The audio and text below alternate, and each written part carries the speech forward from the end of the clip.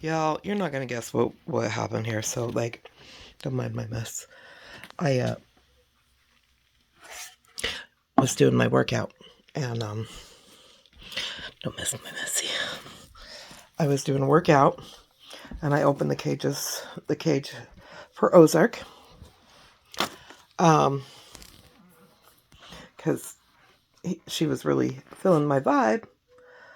I forgot to close the cage, guys. I just came in and guess what I found?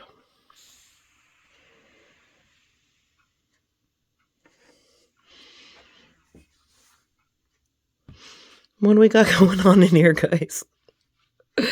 Diva, listen, girl. This is not your space. Why are you... She's hiding from me. Why are we... This is not your space. Ozark, are you feeling a little... So is this you protecting your food, or are you just over... I mean, what's happening here?